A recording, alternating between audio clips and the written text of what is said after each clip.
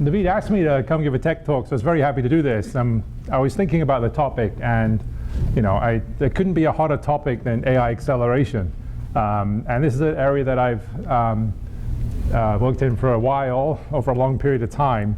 And so I thought, instead of giving you a blow-by-blow of all the latest 60, 70 startups attempts to get into this space, I think I'll do a bit of history, because I think this reads a lot on what's going to be successful in the future. So the talk's entitled Accelerating AI, Past, Present, and Future. So it's a lot of part of it is my personal history work in this area, but also I'm going to weave in the general history, the background of this area over time. First of all, I'm a computer architect, so sometimes I have to explain to people what do computer architects do. And I'm a computer architect, so I have a very broad view. We take technology, we look at applications, and we figure out how to make one map onto the other, right? That's what computer architects do. So what's the hardest application right now? Well, it's AI. So what is AI? So I had to go back and look at a good definition. I like this one from, it's a combination of Minsky and McCarthy back in the early days. It's basically any task carried out by a machine that if a human did it, you would say they were doing something intelligent, right? So that's a pretty broad definition. And going back in time, what did AI mean in the past? So I want to go back in time to the era of 5th generation computer architectures. This is kind of when I started getting involved in computer architecture. And this is the 80s, mid-80s. And at that time, Japan was extremely strong economically. Everybody was afraid of them. And the Japanese came out in Japan and said, the future of computing is AI. And the way we're going to do AI is with Prolog. And we're going to build machines that can do logic programming. And this is going to be the future of computing, 5th generation computing. And I actually dug out some more Prolog code from my Prolog days. And what was nice about this, you're programmed declaratively. Here's the rules in the world. Here's the way we're going to do inference in the world. And the machine would then automatically do this inference for you through a process of unification, doing this extensive search. Now, you could write in a few lines of code something that would take many days to execute, doing all these searches. And the reality is you had to add these little things called cuts that would constrain the search space of all these rules. But over time, people realized you could parallelize this search very effectively and use Prolog as a parallel programming language. So this is what really drove people to think about building these massively parallel 5th generation machines that would run Prolog essentially well. And this would be the AI machines of the future. Okay, so now the Japanese proclaimed this as the future of computing. This was going to be the 5th generation. Okay, and all around the world, people were very seriously listening to this message because Japanese were in front of all these other areas. Maybe they know something, right? So all the other countries around the world set up their own programs to do the 5th generation research. So I was a lowly undergrad in England at the time and graduated and went to work on a project, one of these projects that started in response to this 5th generation effort. This is an ESPRIT funded project, European government funded project called Padmavati. And I was working for GEC in the Hearst Research Center in Wembley in London at the time. And what we were building was a very large-scale associative parallel processor. So this thing had 170,000 processors, which sounds really impressive until you realize there was only 36 bits of storage in each of those processors. But all 170,000 could operate in parallel. They wired up to transputers. And the target application was this natural language processing and image understanding, but using Lisp and Prolog. Right, that was the idea. So this was, this was bleeding edge 1.2 micron CMOS running at a blistering 8 megahertz. Right, this was our technology at the time. But we had very cool packaging. This was tape automated bonding onto these modules to give us the capacity on these boards. So we built 3 full-scale prototypes of this machine and got it running. It was controlled by a bunch of transputers, connected over a special network built by our collaborators in France at Thomson. So this was a cool machine. So what did we learn from this? Well, the way you programmed this machine was everything was done by searches. It was an associative memory. The way you did an add was if you had 2 bits you wanted to add together in every word in the machine, you would search for 0, 0, and the sum will be 0. You then search for 0, 1. Wherever it was 0, 1, the result will be 1, and so on. So you did lookup tables to do all your arithmetic. But you had so many words, it was so parallel, the idea was it would go very fast if you did arithmetic that way. But the way this was intended to be used was to accelerate Prolog unification and Lisp associative arrays, because you're going to program these applications in Prolog and Lisp. So actually, I spent a lot of time one of my roles, apart from architecting the chip, was building the Prolog unification system, adding this into an existing Prolog system to do all this. And this was a little bit frustrating, so for fun on the side, what I would do was program the SIMD array directly to do image processing and speech recognition, right? And that was a lot more fun. So this thing was really an ultimate processor of memory. Every single bit of memory had some logic attached, just enough to do the search, compare, and mask write. Okay. The big lessons learned here were, language to match the application domain. It seems, in hindsight, obviously kind of dumb to use Prolog to write image understanding code, to process pixels, right? And when you actually took the operation, mapped it to that SIMD array, you went 100 times faster than going through the Prolog, right? And it's probably actually easier to write, because you're fighting with a Prolog to make it do the right thing, okay? Another thing is, this processor of memory is a really fine idea, except you need a lot of memory to hold any problem state, right? And there's only a megabyte in this whole big machine. There's only a megabyte of active memory you could use. There's a lot of backup memory in DRAM, but only a little bit you could actively use. And you can't compute on that while you're swapping in and out as well. So this fine-grained processing, mixing the ALU in the memory, it makes the memory less dense. But the other insight is it's really hard to keep all those ALUs busy because you don't have that many parallel things to do most of the time. So most of those ALUs are sitting there idle. And only a tiny fraction of that whole memory in the system is actually used when you're doing any computation, right? Okay, so if you have bit serial arithmetic, you spend all your time doing adds. That's all your machine ever does, is adding numbers, right? That's really inefficient. Okay, so this is the machine we've been working on. There's a few other people working on similar machines. So one is the connection machine from mid-80s. This is Danny Hillis. So he built this big array that was a bit serial SIMD machine. There have been a lot of earlier machines of this category. The thing that was different about the connection machine, they added a way to do random packet routing across the system. So instead of just communicating with your neighbors in a grid, you could send packets around the network.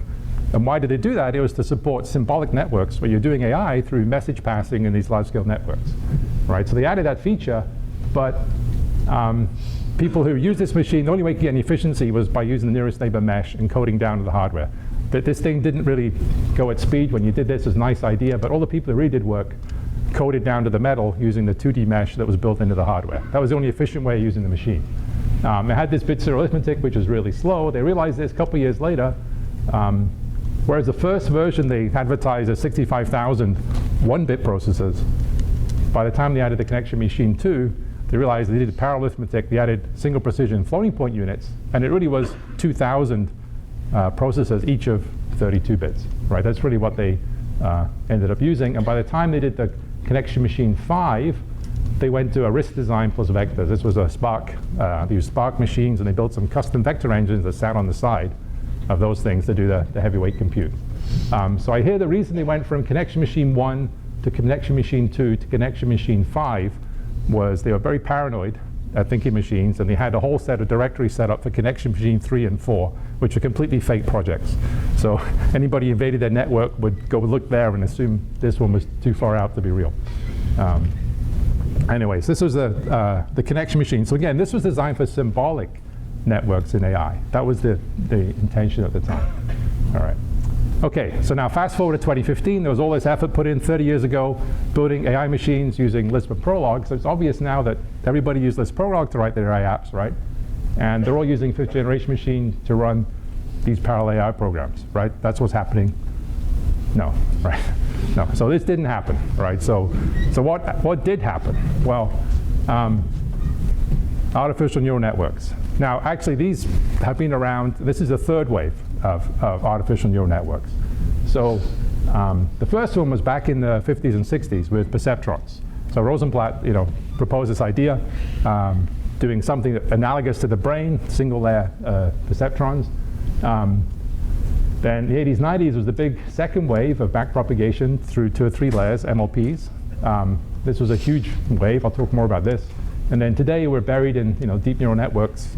This is the current really hot topic, right? It couldn't be a hotter topic right now. Okay, but there has been these 3 waves. I think it's instructive to go through what happened in these waves. So perceptrons were developed in the late 50s, 60s. So Rosenblatt built, the first version he did actually was a software simulation on a IBM mainframe. But then he actually went and built a real perceptron machine, and this is a picture of it. And it's an analog computer, which is really cool. It's an analog computer, all analog, and all the weights are potentiometers. What's even cooler is it had training capability. The way it had training capability, every potentiometer had an electric motor on it, so it would rotate the potentiometer. Right? So he built this thing for real. And the problem with the perceptrons was people soon realized they couldn't do much. They could only do linearly separable functions. And that really constrained the space of things they could do. They couldn't even do an XOR, was a classic example they couldn't do with a single layer perceptron. And as a result, this kind of idea sort of appeared, oh yeah, brain kind of things are kind of nice, but they can't do much. Let's move on and do something else.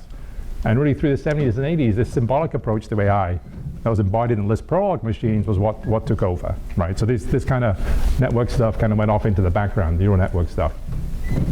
What really revived this, though, was the work, this set of books, Romelhart, Hint, and other folks put out this series of books on parallel distributed processing. People had rediscovered Newton's chain rule, how to propagate errors back through networks. And realized this actually seemed to work very well. And even at the time of the perceptron, people knew that if you had a couple layers in the network, you could learn any function, right? But it kind of, for some reason, the message that the single layers couldn't do much, filled the field, and people didn't go on with it. So by the 80s, though, these books came out. I remember these books. I remember buying these books, being very excited by them. Published in 86. And what I also, at the time, was amazing was there was all these tasks people would just throw a backprop net at, and it would just work. And people were like, wow, this is cool. This just kind of works. This is amazing, right? And then you also had all these experts grumbling that, well, they should have just used this much simpler technique. It would have got the same results. Or they complained the networks weren't explainable, right? And also, it took a long time to train, so everybody was rushing to build custom machines to train these networks. So if this sounds familiar, it is very familiar, right? This is, replace this with, instead of 2-layer, more than 2-layer, and you have the same story right now. These things work surprisingly well on lots of tasks. Experts complain about them because they're not doing this kind of research, probably. And also, training is extremely slow. People are trying to build custom machines. And so all this happened in this phase, this time as well. So there was a group at Berkeley. Nelson Morgan was leading this group at International Computer Science Institute, working on speech recognition. And ICSI in Berkeley was actually created to be the CERN of connectionist networks, right? There was the German, Italian, Swiss governments funded this place in Berkeley, and the goal was to provide a meeting ground for scientists working on connectionist networks, right? So this was a big movement at that time. I think people forget how big this was back then. It's not as big as it is now, but it was a pretty big movement back then. And one of the groups was Nelson's group, Nelson Morgan's group, building neural networks for speech recognition. His particular attack on this, he used what he called big dumb nets to do speech recognition. Instead of having, tweaking with your special features and everything, just use a big net and train it to do phoneme classification. And he got great success. They were regularly one of the leaders in the DARPA evaluations in speech recognition at this time. And one of the things they did was they built the hardware that let them train the networks. And at the time, the most cost-effective way of getting flops was Texas had just announced these, TI just announced these new floating point DSPs, TMS 320 C30s. And they had like parallel flops. They could do 32 megaflops, single precision. And so there was a design done where they packed 4 of these on a board and connected them through an FPGA. And the FPGA was used to provide systolic communication between all these DSPs. The DSPs could do a parallel load out through the memory port and do a flop. And that load, there was special circuitry in the FPGA that would move data around and pass it to the DSP in a systolic fashion. And so using these rings, you could get the all-to-wall communication you needed to do both training and inference on this array. So this was great, and it actually worked very well. So this is some numbers from the time the RISC workstation was just starting out. So this was a SPARC Station 2. This was the second generation was a 40 megahertz SPARC. And these RAP machines were like 20 times faster, no, 200 times faster on training than a single workstation. This is a big improvement for the researchers working on these speech machines, right? Speech engines. Now, it was great, it was fast, and also because it was a DSP, it was programmable. They could try different algorithms out pretty easily and flexible, so that was all great. The only problem was it was very expensive. So this thing, using these high-end DSPs, using high-end FPGAs, It's like $100,000 to replicate this machine, and they couldn't really do that for all the researchers in the group, right? So so what are you going to do? This machine's great, it's fast, but how do you make it cheaper? The idea is we're going to do some custom silicon to make this thing cheaper and better. Also, Morgan was interested in putting speech out into the environment in more devices. So you want to build lower power, lower cost engines out there too. So this is kind of where I ended the pitch. I was a new naive grad student, right? So I'm showing up in 89 and 90. I joined Morgan's group to build these custom chips for neural nets. I thought this sounds like a cool project. I'll go work on this. So I dug out this is me back then, so a long time ago, right? So I talked to Morgan and say, okay, what are we going to do? And he says, well, I have this really cool new algorithm for doing speech, and we need custom silicon for this, okay? So what's the algorithm? Well, so that the setup was, there was the first layer here that had, it was unary encoded inputs, 132 inputs. The unary encoded to avoid the multiply, had 12-bit weights, and this was used to calculate the phony probabilities that fed into a hidden Markov model to do the word recognition. Right, but this was designed to be really low cost, really cheap, and something we could map to custom silicon. So I set off with my merry band of colleagues to build something, and I designed this thing called HipNet, which was a highly pipelined neural network trainer. This was custom silicon just designed to train this one kind of network. Details aren't that important. It was just very highly pipelined. It worked very efficiently. It went very fast. Took very little 2-micron CMOS silicon. That was what we're using. We didn't quite have the bleeding edge. We only had 2 micron in the university in those days. So building this in 2 micron. The only cool thing about this architecture as I look back on it was that one thing I realized was, the way the weight updates happen in this pipeline, sometimes you get a hazard where you'd update a weight and you want to read it again. And we just left all that out of the machine because the neural network trained around leaving out the bypassing. So you just let it get the old value, stale value. Things work just fine. That was about the only innovation here, just leaving something out. The network trained just fine without this. So we started building this. We had this architecture. We started doing the chip designs. So there's a whole bunch of, this is just some of the chips we did. Now, one thing to point out here, at this time, Moses had this great program that you could do a tiny chip for $500, right? So for $500, you could get a 2x2 slab of 2 micron CMOS. And that's all it cost, and they would send you back packaged, and you could test it, right? Really cheap, really quick. We as students learned a lot from this, right? So this is something that it's sort of there now, but not quite at the same cheap scale as it was back there. So something would be great if we could get back again, very low-cost prototyping of chips, so you get people involved again in hardware design. So we built a lot of stuff. Pawan actually was, I replaced Pawan. Pawan is now a very well-known professor at MIT. I came in and I worked on, this is data path I designed, other things we designed. So we built all these pieces, piece by piece, and started putting together everything we needed to make this neural net accelerator. So we're working hard on this, months go by, we're building all these chips, getting them back. Things work, some things don't, some things do, right? A lot of this is custom design, it's not synthesized, right? But meanwhile, back at the speech ranch, you have the speech researchers, and they keep working, and they keep thinking of things. And there's Morgan, and he's like, there's this even cooler architecture for which we need custom silicon, right? It looks nothing like the last one. Can you do a different chip, right? And so we're like, okay. So we sort of look at each other. It's like, no, it's okay. Now we don't trust you guys. We're going to build a programmable architecture, right? There's no way we're going to keep doing custom silicon if you're going to keep changing the algorithm, right? So we need to do some kind of programmable machine to support this work, right? So the first thing we came up with was actually a VLIW SIMD engine, right? So, it was VLIW is a well-known pattern. It's just a VLIW word, and it was controlling a vector unit and a scalar unit, right? So and the memory pipe. So there was 8 lanes that could do multiply adds, and there was a scalar unit with a couple of adds that could do address generation and looping and this kind of stuff, right? So this, it seems pretty common now. You find this kind of pattern quite a lot in embedded DSPs and video games, but this was, for that time, it was a pretty big thing. This filled a reticle at the time we designed it, so it was a pretty aggressive design point at that point in time. Subsequently, people have been building, this is like a tiny thing on a modern chip, right? So this was our original design, and we actually went ahead and built a big prototype slice of this thing called SQUIRT. The big thing was called SPERT for some reason. This was called SQUIRT, this little test chip. It was kind of a slice of the VLIW engine, had most of the data path, most of the control, not the full width. And this was in 1 micron CMOS. I was surprised when I was doing these slides again. This was 5 volts. I forget, things used to be 5 volts, right? Had the reg file, decoupling caps. So this thing worked fine. It ran 50 megahertz in 1.2 micron. And we got this thing completely working. It had a 24-bit by 8-bit multiplier. So we built in there. We got this thing up and running. And this was the test chip for that bigger whole chip design. So things are going along quite well. And in fact, the group had been doing very well generally. So what happened was we went out and got a grant to go build a really big Connectionist network supercomputer. So at ICSI in general, we had this whole team, people working on structured Connectionist networks, people working on speech recognition, training the networks, writing the software, developing algorithms, also the hardware team, building the hardware. So the whole stack of people.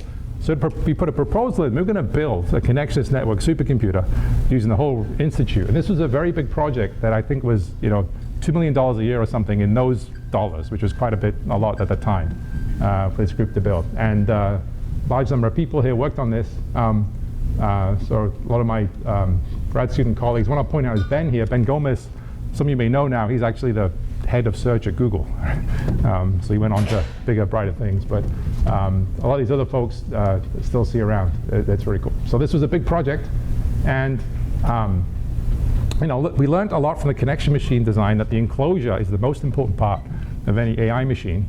So we worked on this physical design of a big tower that would have hundreds of our boards connected to it. So this was the first design review was in October '92, and we started working on this.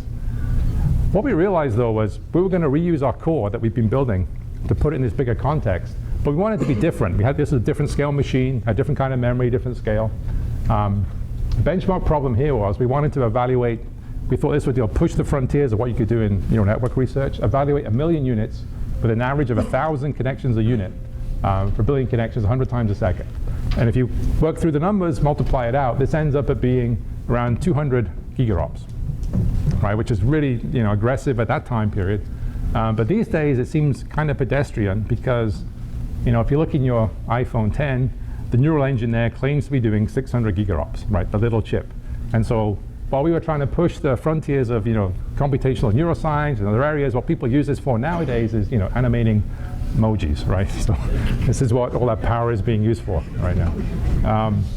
Okay, but we had this benchmark problem in mind back then. We're going to try and hit this performance target. As we started thinking about doing the second machine, it's like, we're going to do a different processor. Obviously, it has to be different. It was vaguely similar to the old one. Then we thought, hey, the vectors would be a better idea than what we did before, and I'll get to why in a minute. Then thankfully in our project, we got a voice of sanity, which was Jim, who was the hardware engineer. And he's like, you guys are crazy. We haven't finished the old one. You're going to do a different processor. Who's going to write all the software for this? What's going to happen? And a big light went on in the whole group, and it's like, oh, you're right. We've got to think about this. We have this almost finished chip with this VLIW instruction set. We have this idea to build this big machine with vectors. What should we do, right?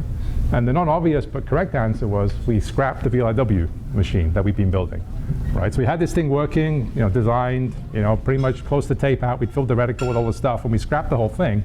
And the reason was VLIW is a major pain, right? So trouble with VLIW in this sense, no upward compatibility. Every VLIW instruction set is different. We wanted the same ISAs we could use the software effort. The VLIW scalar compiler was complicated. So the hardware guys love VLIW because it's simple. But then somebody has to write the assembler, compiler, and actually make it work well, right?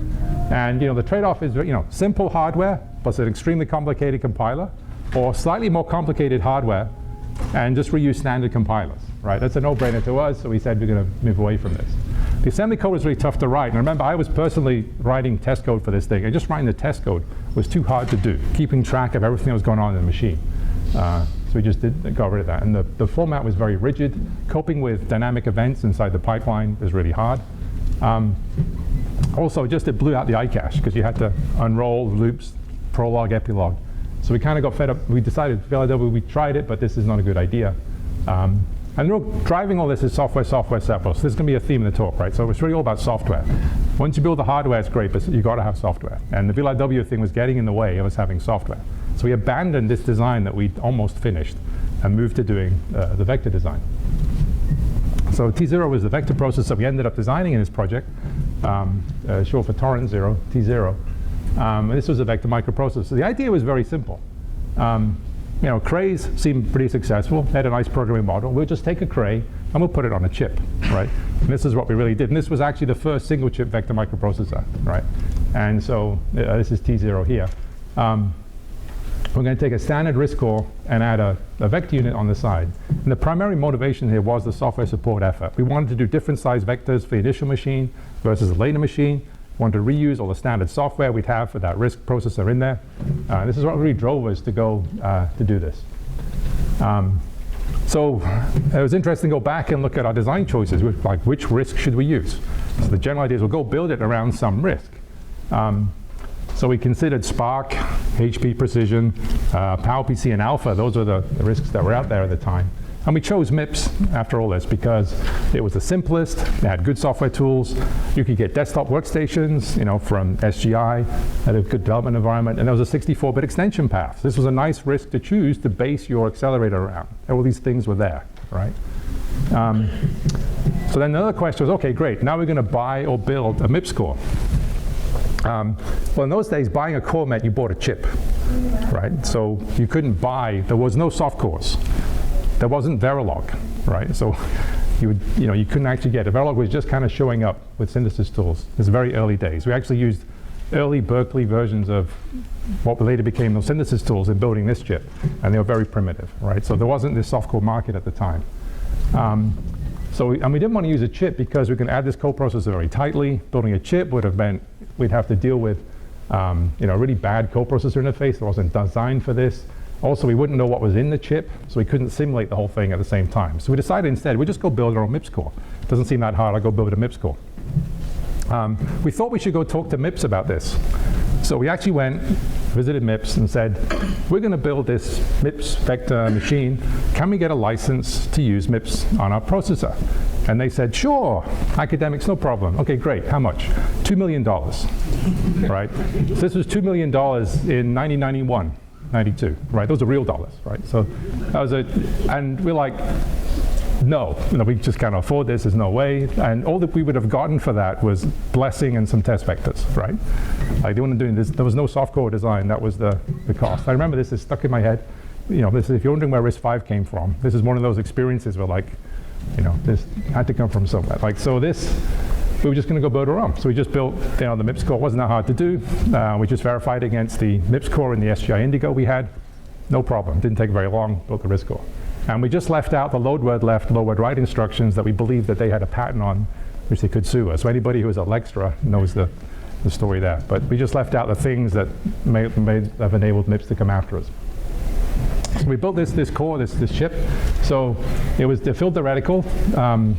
16.7 millimeters on the side in 1 micron. This was fabricated by HP when HP had fabs, right? Ran at 40 megahertz. So the design of the thing, it had a MIPS processor, the scalar unit here with a small I-cache. Then it had the vector unit was the bulk of the chip. The vector unit was divided into 8 lanes. They had 8 multiply adds per cycle, basically. Plus it could load 8 values in and out of memory per cycle. There's a wide 128-bit data bus for an off-chip SRAM and a I/O path to connect it to the host engine, right? So this thing, actually, there was a bunch of different functional units in here, and you could actually do multiple operations in one instruction at the same time. So you could do like shift, saturate, clip, or all at once. And this wasn't actually done to give you higher throughput. It was done because we only had 2 layers of metal. So you're going through all those functional units anyway. And so basically you had a control word to let you turn them on and do something as the data went through them. Otherwise, you're just using an add to add 0 to move the data from the input to the output of the adder. There's only 2 layers of metal. But in aggregate, you could actually do 96 32-bit operations per cycle on this chip back then. So I had a pretty nice program model. I'll get to that now. So if you haven't seen vector instruction sets, especially temporal ones, the more Cray-like ones, what's nice is how they execute over time and how little instruction bandwidth they need. Right? So this is showing you the T0 setup. There's a load unit, multiply unit, add unit, and a scalar unit. So over time, you're going to issue instructions. These are just regular MIPS 32-bit instructions. We just map the vector unit into the coprocessor space on the MIPS. So you start a load, and on T0, it had 8 lanes, so we could do 8 loads per cycle. But the vector registers were 32 elements deep, so you could do 8 per cycle over 4 clock cycles. So you issued it once the load unit, you get 4 cycles of execution, pulling in 8 elements per cycle. Next cycle, you could start a multiply. So the multiply unit now be busy for 4 clocks doing the multiplies. You could then do the adds, be busy for 4 clocks. You have a cycle free for the scalar unit to do some strip mining or other code. Then you come back around, and start the next load, multiply, add, and maybe on the scaler you do a branch to do the strip mining loop. So what's nice about this is you're only issuing a single short instruction per cycle, but you're, in this case, sustaining 24 operations per cycle across the whole width of the machine. Right, it's a very simple model, and it's also very nice to program compared to other systems. Right, so very nice program. We wrote a lot of kernels for the machine using this, and it worked pretty well. So we built this accelerator board. We actually shipped, it's on a university project. We actually shipped 35 boards to 9 different sites around the world who were doing training with this. And the speedups, this was comparing on, this is doing backprop nets on comparing against the Spark. By now we've moved on to the Spark 20, which was a 60 megahertz superscalar Spark workstation. And this is like a $15,000, $20,000 workstation at the time, right? I mean, way faster than it, even though we're running at 40 megahertz. And also we compared against the IBM Power machine at the time. This was a desk side. This was more like a $100,000 system at the time. And this was running tuned libraries on all these cores, because the researchers had tuned the libraries, are using these for training as well. Substantially faster, just with this cheap board that we plugged into the back of the Sun workstation. It was designed with an S-bus interface, so plugged into a Spark station. So this was a big success. People use this. What really surprised me about this was we developed this in 1995. It was 40 megahertz in a 1 micron technology. The last time it was used in anger was 2004, right? This is 9 years later, right? And I'm like, you got to be kidding me. You couldn't figure out how to program the other workstations faster. And some of this was just, the answer is software, right? So we'd written and tuned the software for this thing. It all kind of worked. And as you see later, we worked on parallelizing this system too. And so this was still in use. 2002 was the last time it was used regularly, but apparently some people started powering up in 2003, 2004 to do some training, right? At that point, I would expect this to be left in the dust by the modern machines, but it's still being used that far in the future. It just tells you, programmers are lazy. That's kind of what it tells me, So what happened to CNS-1? We had this big vision through this massive connectionist network supercomputer. What happened to that?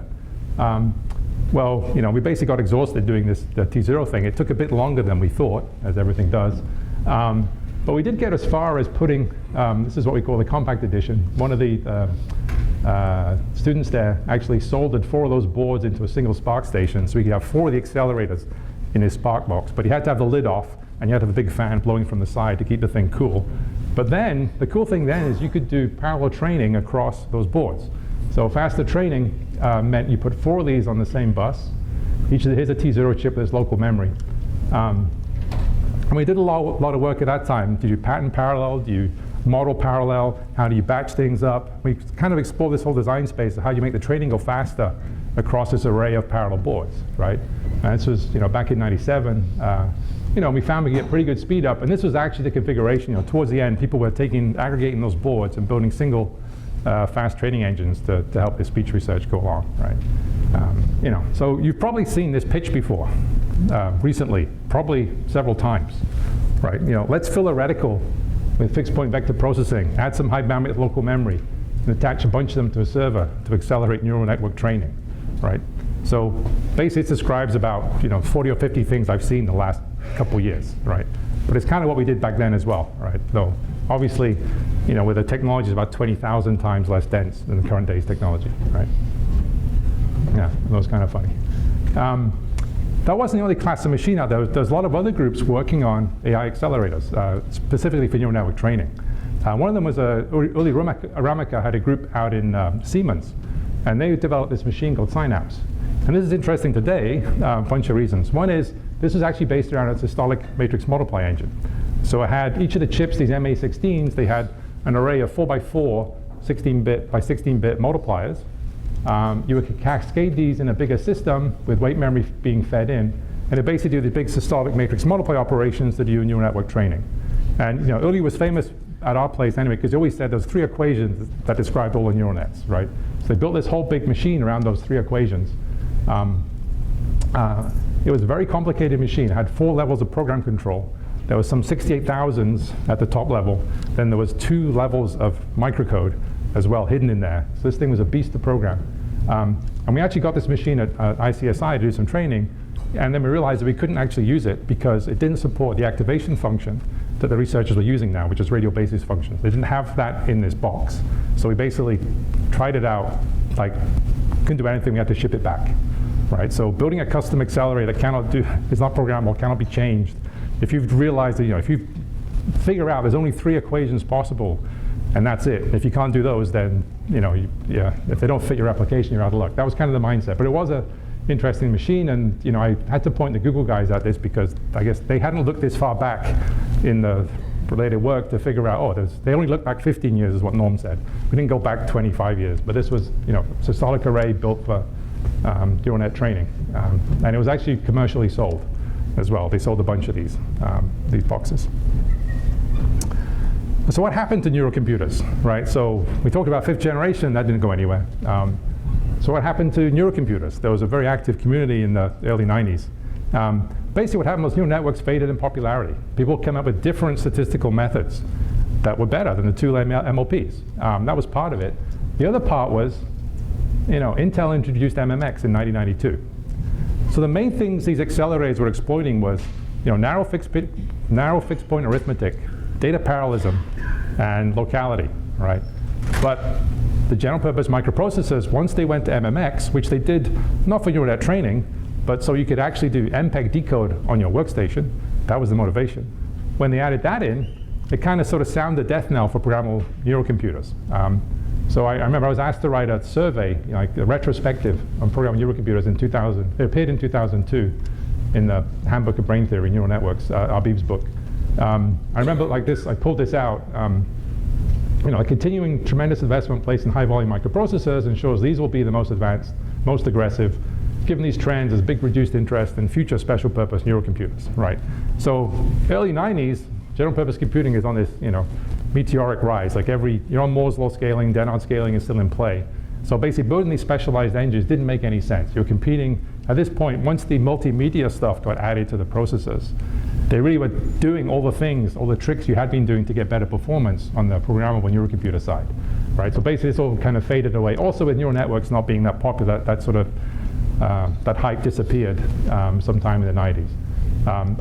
Other things happened, like 95, the World Wide Web happened, right? That's a new thing for computers to do, as opposed to these other, just playing videos and things. So you got to realize the landscape was very different back then, and things changed. So the other thing that happened over time we should talk about is GPUs. So now the original GPUs were dedicated fixed function devices, just meant for doing graphics, graphics processing units. That's what they're supposed to do, and adding workstation-like graphics onto PCs. So the Indigo that we'd been using when we developed T0, I remember getting this box in, a loaner in from them, and they had the one R4000 on the main board. And then they had a reality engine next door, which had 12 i860s on it, plus a whole bunch of other stuff. And that was where all the real compute was. But that was a multi-$100,000 machine. And the big thing that happened with GPUs is cramming all that onto one chip when the technology got good enough. And then you could sell this into a high volume, into gamer market. So it wasn't just CAD professionals, it was gamers using this thing. So that happened in the mid-90s. You could set up the graphics pipeline a little bit, but not really program it. Over time, people started adding this functionality, making the shaders programmable, and naturally these are incredibly parallel engines. They're designed to operate on all the pixels in a scene, all the vertices in a scene. But the programming model was incredibly constrained. There's only a few little things you could do to program them. But a bunch of users figured out they could actually trick the GPU into doing compute by feeding it data in the form of images and telling it to do image processing. But it was actually doing compute, because the images were this data you'd massage in just the right way. This was incredibly difficult to program because the system wasn't meant to be used this way to do general programming. But a bunch of people worked on this and came up with languages to help people write more general compute in terms of these graphics operations. Right? Now, the next sort of stage of evolution is seeing this and seeing this opportunity. In particular, NVIDIA recognized this, and they introduced CUDA as a programming language, and they changed the architecture to make it easier to write these programs for the GPU. So this has become a much bigger thing, and then CUDA is still NVIDIA proprietary. Industry-wide is a push for OpenCL, which is a similar programming model that's more widely used, meant to be an open standard for everybody, right? So the basic idea is you're going to take advantage of this GPU computational performance, and you're taking advantage of all the amortization of the NRE for the games market and other markets these things are sold into, and you're going to use it for compute. right? And it's an attached processor model. The host CPU issues stuff over to this data parallel kernel, just like we were doing with our little accelerator boards. It's a very similar model, programming these guys. And over time, these became the fastest way to do neural network training, right? And I have to talk again about now, we're in this third wave of resurgence of the deep nets. When 2012, when these initial results came out in image recognition, that just was so far superior, and then over time, everybody's found all these other areas where these deep nets are just dominant, and the combination of having a lot more data, a lot more compute, and just finding a lot more applications. This has become the new hot area, right? The other thing that's been happening in the background is the end of Moore's law scaling or Dennard scaling, right? So this is a graph from Dave Patterson and John Hennessy's book. So looking at this historically, if I look at this, when we were working on the 5th generation computers, we're kind of over here in this kind of point in time. And the RISC had just started happening, right? So, you built these special purpose Lisp engines, Prolog engines, but then there was this Lisp stuff happening, which was kind of cool and being commercialized. By the end of the 80s, you had the fast commercial RISC-based workstations. That was really the start of this incredible slope, 50% a year. And the programmable neurocomputer stuff was happening here. And like I said, I think the introduction of the multimedia stuff was part of what killed that off. Like all of a sudden, you could get these commodity processors that had most of the performance benefit of this dedicated thing you were building. But the general purpose kept getting better and better and better, and you didn't want to bet against it. Now, with the end of scaling, the power war, performance is really tapering, and now, your Intel processors, it might take 20 years for them to double in performance, if they will, ever. Right? They may even go down in performance, you might just get more of them. This is really like slow to a crawl, and that's why, a lot of people are very excited about domain-specific architectures. This seems to be the only path forward to get more performance, right? So, the first impact really of this scaling was, around the 2000s, kind of Intel made their famous, I forget if it was a left turn or right turn. They made a turn away from single-thread performance after the Prescott disaster to multi-core performance. And I was at the Parlab at the time, and we started a whole bunch of research programs on how do you make use of these many cores. At that time, though, we had a lot of trouble with Intel because we'd ask for the many cores, and they'd say, here's a chip with 2. And you're like, well, that's not that exciting. Can you give me like 16 and 42? So they didn't have any parts, and we spent a lot of time, the application people in Parlab, working with the GPUs because they actually had, a huge number of cores and threads. And I think that's what also pushed a lot of researchers that they could see this parallelism there and take advantage of it and get big speed ups. So we went to this many core phrase, but now this is a one-time kicker. Going from serial to parallel is a one-time boost in energy efficiency, and that's it. Then the next step, you have to go do something more specialized. So at this point, I was going to insert 50 or 60 names of neural net accelerator startups, but they'll probably be out of date and probably have grown in length by the time I finished typing it, so I didn't want to do that. So instead of going over like what groups are doing, I want to sort of go over and give some general advice based on this history of doing this stuff. So one thing is that algorithms change quickly, right? So this is a very dynamic area, a lot of activity, a lot of people working on this. The algorithms change, but the patterns endure. So what I mean by patterns? When we were doing, let me do this later. So the 3 big things. I had 3 big points I wanted to make. Algorithms change quickly, patterns endure. Second one's Moore's law is dead, but Amdahl's law isn't, right? So it lives. Software matters the most, but you'll never finish it, okay? That's the third thing. So talking about algorithms change first.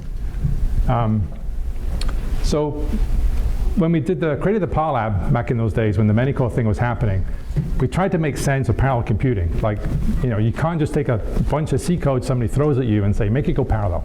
That doesn't work. You have to sort of step back and look and see what was that program trying to do and understand. And we leveraged work that Phil Colella, who was at the Lawrence Berkeley lab, had done on, he'd figured out the 7 dwarfs of scientific computing.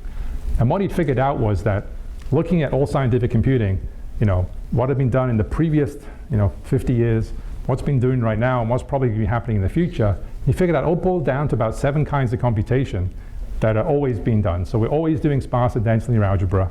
We're always doing spectral transforms. We're always doing convolutions. We're always doing particle and cell. There's a whole list. He came up with 7 that basically captured all the important computational patterns. When we started Parlab, we're like, that's really cool. Let's go look to see, if you look at general computing, not so much scientific computing, how many patterns are there? And we ended up with only around 13, 14, 12, 13, 14, depending how you count. And as we kept looking at more applications, they all broke down into the same patterns. These are really like the, we used to call them the elements in the periodic table of computation. Like these are the primitives that everything is built from. And so when you're building an accelerator and you want it to endure, you should figure out how to implement those patterns well. So the algorithms will change, but I can guarantee you they'll use the same patterns. In some different combinations, some different parameterization, but the patterns are the things that are going to endure. So I don't know what AI is going to use in the future, but I do know it's going to have matrix multiply, convolution, spectral transform, or one of these known things is going to be in there, right? So you should be designing the systems for a flexible composition of these known patterns, right? If you don't do this, I can guarantee you'll fail, right? If you do this plus some other stuff, maybe you'll be successful, right? So Moore's law's dead, but Amdahl's law is alive and kicking, right? And so this is funny. I went back to the CNS-1 proposal we did, and we actually had a line in here about, the Amdahl's law applied to neural computing. Like an accelerator can at best speed up an application by a factor of 1 over the stuff you don't speed up, right? Whatever you don't accelerate is going to constrain your energy efficiency. This is blindingly obvious, but really easy to overlook in a project. People get really excited by the speed up of the thing they look at, but you have to look at the whole system and make sure you're not doing that. So the greater the greater the acceleration, the greater the effect, right? So you really have to focus on everything. Advice is work really hard on scalar performance in your massive matrix crunching systolic engines, and work really hard on latencies. Latencies kill in these systems, and they can often crop up in awkward ways, like I have to wait for this thing to go over a bus and back, right, off-chip bus and back. You have to really engineer out all of these latencies in the system, right? So this is what you should work on. So the accelerators, I can assume everybody will do the matrix munging correctly, but this stuff is where you make the difference between success and failure, I think. Finally, software matters the most. Of everything, this is the most important part. So people are excited about domain-specific languages, TensorFlow, Halide, and these are wonderful. These are great. This is really making use of the advances in programming languages of the last 20, 30 years and raising the level of abstraction, make it very easy for apps developers to tell you what they want to get done in a very flexible, reusable way. Fantastic. This is really good. And what's more, they're at a high enough level, they abstract away from the hardware substrate beneath. So you can put in different hardware underneath these high-level languages. So that's great, but you have to actually do that mapping, right? It looks great on PowerPoint slide, but somebody has to take the TensorFlow or the Halide code and actually build the back end that targets whatever widget you've built. And that's not a trivial amount of software. You're basically building a compiler. The good thing is that the code will be portable to your platform, and it should be able to hit performance, but there's a lot of work in doing that mapping, right? It's not trivial. You should just understand you will never finish all the software before tape out. You're not taping out a chip knowing exactly all the code it will ever run. Very rare you get to do that. In fact, probably never. You won't finish 1% of the software you get to tape out, especially if it's a successful machine. If it's successful, people are going to keep using this thing over time and doing new things with it, right? So you have to understand that you're never going to finish all the software. And the problem is there's a tendency, especially, just code the kernels, like the 1%, and don't code the rest. And that's where all the Amdahl's law problems hit you, right? So you have to really try and figure out how you can spend energy on all the other stuff, not just the kernels in your design in terms of software. I'll have a very obvious thing, but I'll say it again because I know hardware guys always forget this. If the system is difficult to program, you will not have any software, right? Just very straightforward, obvious statement, but seems to get ignored a lot, right? Okay, so it's been kind of a long talk. I'm on 43 slides. Oh yeah, and if you don't have software, you don't have an accelerator, right? You just have like a room heater, right? It's just going to sit there, burn power, do nothing. Right? So I've gone through this entire talk without mentioning RISC-V. It's a bit of a natural act for me, but so where's RISC-V in this story? Why is RISC-V important in this space? So I tried to think about this. Well, we actually designed RISC-V originally to be the basis of custom accelerators. That's why we did it, right? We needed something in which to base things. Going back to the T0 days, we had to beg MIPS to not sue us, so we could build our own MIPS core and attach things to it, so we could get access to the software ecosystem around MIPS. All right. So now the point of RISC-V is anybody can now go do their thing on the side and get access to that ecosystem without having to get an architectural license from anybody, right? So the idea is to simplify software by having this one base ISA you're going to use on all the cores you're going to build on this platform, right? And remember the point about Amdahl's law and latencies and control overheads. You really want to put the high performance out of order core on the same chip as the RISC accelerator, right? You don't want to go over PCIe. You really don't. It's going to be painful. It's going to mean you have bigger buffers. You're going to waste energy and stuff doing that. If you can put things on the same chip, that's great. You can do this. You can build this to run an operating system. You can build that core. If you need something that's very interrupt responsive, I/O management, talking to sensors, you can do that. You can build an embedded core that's good at taking interrupts, and it's fast. Where you thought you wanted VLIW, and you don't want VLIW, where you thought you wanted it to do some kind of scheduling, parallel scheduling, I would tell you instead, go build a very simple dynamic in-order superscalar. It's really almost the same hardware. I mean, hardware guys, that level of dynamic scheduling is trivial, and if you do that, you have the advantage of having a standard software base to write this stuff in, right? And you can build a simple wide in-order superscalar to do that for you as well. When you wanted to do low precision SIMD in some specialized engine, you should look at the RISC-V vector extensions we're working on and use that as the basis for what you do there. There's no reason to reinvent the wheel, reinvent the libraries, reinvent the code. You should go do that. Now, one of the big changes, I think, is people are now in hardware exploiting the 2D operations. So going back to the systolic engines in Synapse, the 2D operations people programmed on the connection machine and going back in time, but those kinds of optimizations, those 2D patterns are very efficient in silicon, because silicon's 2D structure. So keeping the wires short, in the compute short. And what we're trying to do with the RISC-V 2D vector extensions is figure out how to put that into an instruction set in a way you retain the advantages of that locality you get from that 2D structure, but make it programmable now so you can compose these in arbitrary, interesting ways inside the system. All right?